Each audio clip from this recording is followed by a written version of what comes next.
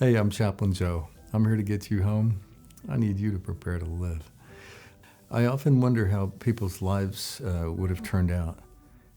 Maybe had somebody come along and maybe spoke to them, or maybe given them the right kind of information that would have helped them make better choices. And I think about my friend Marina, who was one of those Rosie the Riveter girls during World War II. Working on the B-29s, I believe, up in Wichita.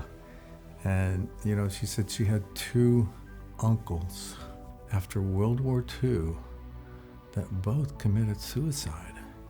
That's unheard of. That is something that's unheard of. Right after the war, they both committed suicide, and both veterans.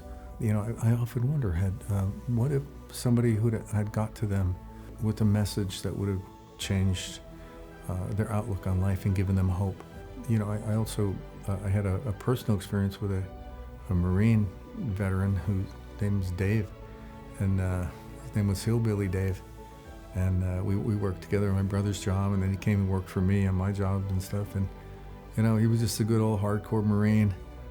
He always had about 7 knives on him, and he was just and always addicted to something, but man, he was honest and loved to work and kept his word, even though he struggled with, vodka, a quart of vodka a day and stuff sometimes. So I hadn't seen Dave for a while, and then probably over a year. And then one day I was standing in my driveway and I caught the glimpse of him. I just caught the tail end of him walking by, and I ran down the driveway and I says, "Hey, Dave, where you been, man? How you doing, buddy? I thought you were dead." He says, "Oh, I'm not doing too good." I says, "Well, where you living, man?" He says, "Oh, under a bridge." I says, "You working anywhere?" "No." He says, "I'm not doing too good." Well, in my heart, I knew what to do with this Marine, and so I went ahead and I said, "Well, hey, buddy, come here a minute. I just follow me in here." So he had been in my house before, so he followed me in the house, and it just so happens I had a spare bedroom, and I walked him into it, and I says, "Buddy, why don't you just stay here for a while?" And he said, Well, a while became a year and a half, and during that time, Dave began to make peace with God. And the way he did that was by making peace with himself. I set him up with some meditation, so he had to face some of his feelings about himself, his limiting beliefs about himself. Had a lot of beatings that he gave himself throughout life, and went. He was a moonshine runner as a kid, went into the Marines, came back from Vietnam, a heroin addict. He graduated from heroin to vodka. And when I met him, it was vodka and a little bit of marijuana, and then, gradually he was able to let go of that, just have a few beers. Dave had a lot to process out, but, he did it. He did it with intention. He finally did it so that he could let go enough of pain so that he could start singing again some of his old music and stuff. So Dave was a great person who was able to face his stuff, let it go, in order to take his life back. Hillbilly Dave. And the reason I brought up Dave is because what if somebody had come to Dave, when he got home from Vietnam, and they said, "Hey, Dave, here's how you forgive. You got to forgive the Marine Corps. You got to forgive Marine Corps policy. You got to forgive Viet Cong. You got to forgive, and you just taught him the basic elements of forgiveness, and then maybe taught him some ways to release negative energy out of his life, maybe with tapping, something like that. What would have happened for guys that come off deployment? If somebody would have just sat there and say, "Hey, these are the people that you most likely need to forgive right now. So let's just walk everybody through it right now. Let's just forgive them."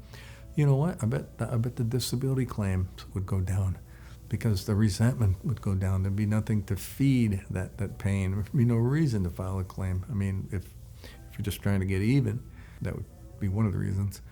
How Dave's life would have been different had someone explained how easy it is to forgive, and to move forward in his life.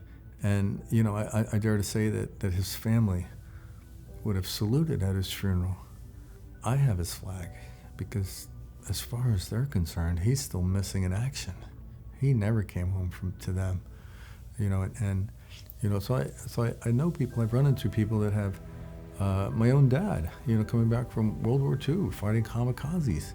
He never came back from that, never able to totally connect.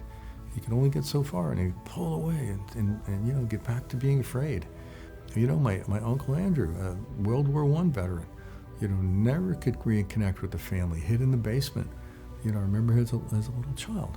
Well, what would have happened to these men if someone who had explained to them as they got off deployment, instead of just cutting them loose through the airport, and explained to them the great power in forgiveness and releasing judgment against self and against policy, if someone would have explained the basics of that, and then some sort of energy healing, like tapping, or recommend EMDR does something similar because of the wavelength, the deep wavelengths that it gets people on.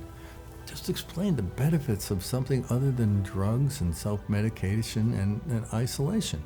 The difference that it would have made in people's lives is phenomenal.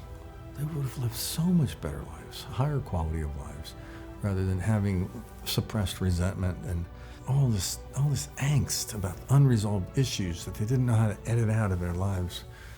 So they just lived their lives as strong people, yet never fully connecting, because they got to manage that nastiness that's down there.